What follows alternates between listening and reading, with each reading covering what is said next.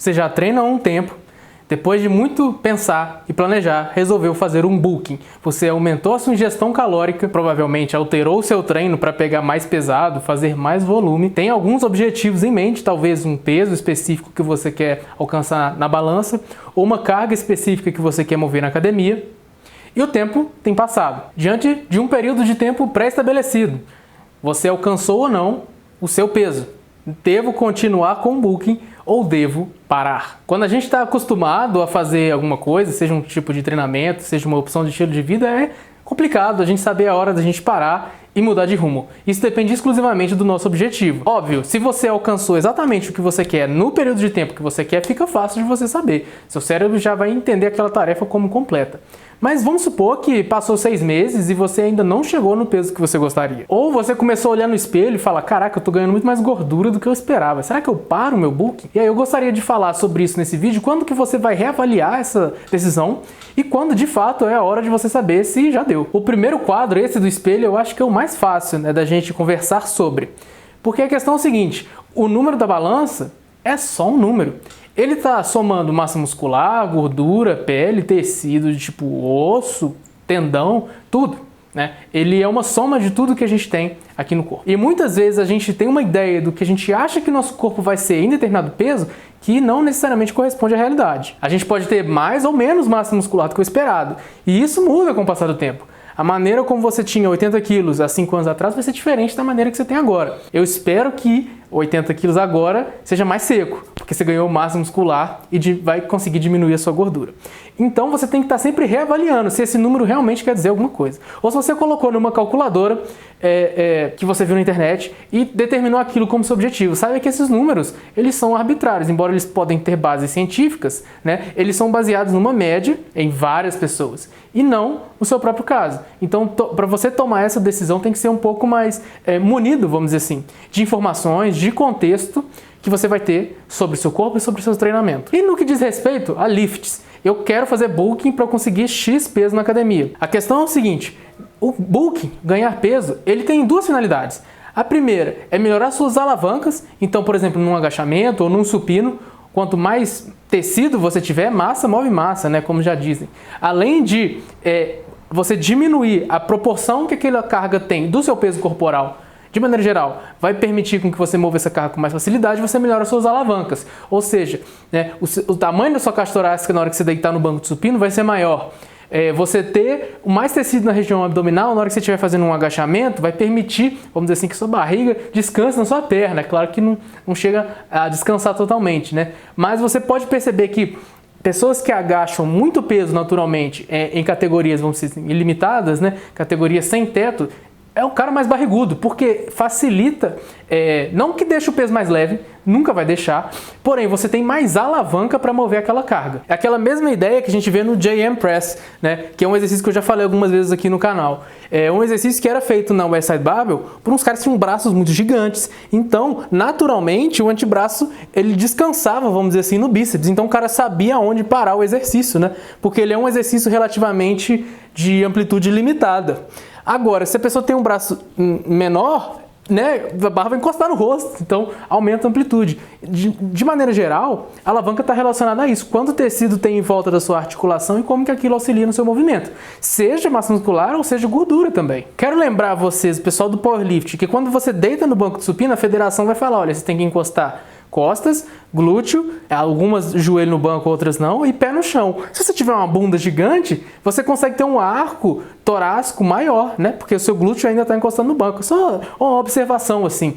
As alavancas alteram muito a nossa execução do exercício e por isso a gente está pensando no bulking. Mas vamos lá. Eu pensei em X pesos em Y meses. Passou determinado tempo. Consegui o peso ou não? Sim ou não? Se eu conseguir, eu acabo o bulking. Se eu não conseguir, agora a gente tem que reavaliar. Primeiro, você ganhar mais peso vai te ajudar ainda mais no exercício, porque, como tudo, existe um ótimo, né? Você está muito leve, vai te atrapalhar, e você está muito pesado, pode ser que atrapalhe até o seu treinamento, não só o exercício, mas tem um ótimo. Você ganhar gordura demais acima de, sei lá, 30% percentual de gordura, se você não for um strongman, se você não for um sumô, provavelmente não vai te ajudar tanto assim. Se você tem energia suficiente para fazer o seu treinamento de maneira bem sucedida, aumentar os seus pesos da repetição máxima, aumentar seus acessórios, né, de hipertrofia, melhorar a sua execução daquela amplitude de movimento, tem a flexibilidade para realizar o exercício e já tem uma alavanca boa para o seu peso e altura, seu peso corporal e altura, vai ter um ponto que ganhar gordura não vai te ajudar. E você sabe muito bem, assim como eu, que ganhar massa muscular demora.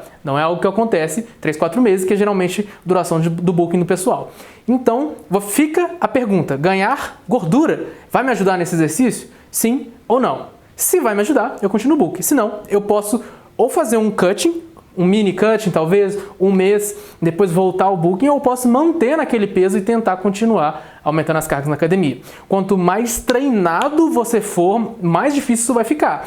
Mas a pessoal mais iniciante, que tende a ser o pessoal que assiste aqui o canal Gabriel Martins Fitness, pode ter certeza que para você manter no mesmo peso e aumentar cargas na academia e melhorar a sua execução dos exercícios, é super fazível e isso vai gerar hipertrofia com o passar do tempo. E eu coloquei ali entre as entrelinhas o meu último tópico, e é o tópico mais interessante desse vídeo, é que você tem que pensar e tem que entender de maneira muito clara o que é um ganho de força rápido e devagar, vamos dizer assim. Não estou falando de força rápida, né? Estou falando do ganho rápido e do ganho devagar.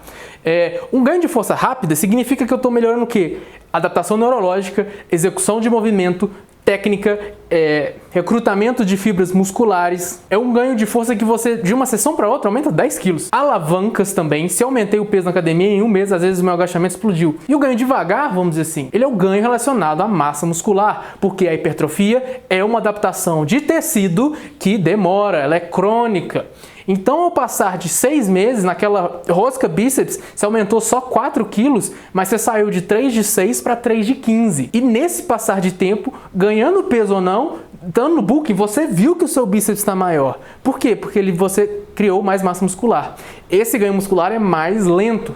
Por isso que, com o passar do tempo, eu passei a conversar aqui no canal e eu passei a defender a ideia de que alguns exercícios acessórios, eles podem ser mantidos por mais tempo no seu treinamento porque você quer associar a progressão dele ao seu ganho de hipertrofia. E isso demora. Hipertrofia ainda gosta de variação de ângulo, mas hipertrofia gosta mais ainda de um exercício em que seja relativamente simples de executar, tem pouca estabilidade ou baixa estabilidade de maneira geral, facilidade de aumentar peso e amplitude de movimento. Basicamente isso. Então, voltando ao ponto do bulking. Vamos supor que você, uma pessoa iniciante intermediária, ganhou peso, ainda não chegou nesse determinado objetivo que você quer, o que eu aconselharia o pessoal que está assistindo o canal Gabriel Martins Fitness? Mantenha. Mantenha um tempo que você conseguir, até você parar de progredir na academia.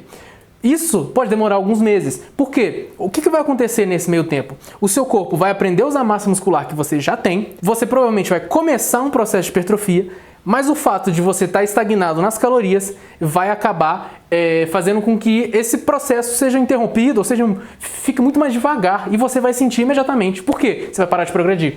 Você vai olhar no espelho e vai falar, nossa, eu tô a mesma coisa. Ou você vai regredir. A lei natural da acomodação dita que se o estímulo mesmo completa, a resposta diminui.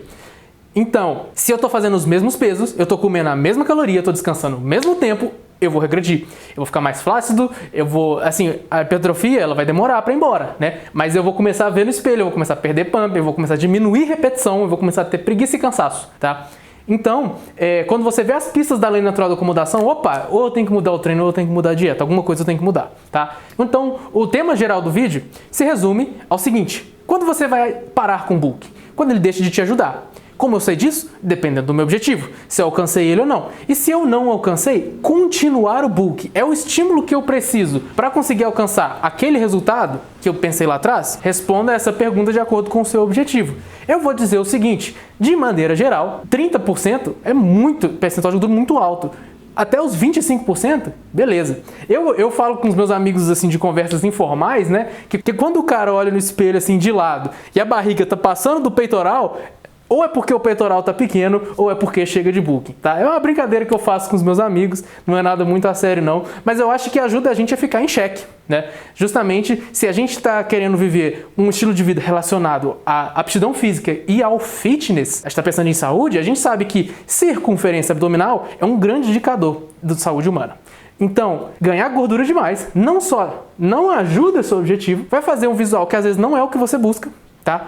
Por uma ilusão de que você tá caminhando mais rápido para o seu objetivo, tá piorando a sua saúde. E eu vou lembrar uma coisa muito chata, que nós ainda somos animais, essa não é a parte chata, nós ainda somos animais, mas o tecido, mas a célula de gordura fica no corpo. Ela não vai embora. Ela diminui de tamanho, mas ela continua lá, tá? Então, se ganhar peso demais, pode te sabotar no futuro. Esse é o vídeo que eu queria trazer hoje. Qual a experiência de vocês com o Booking?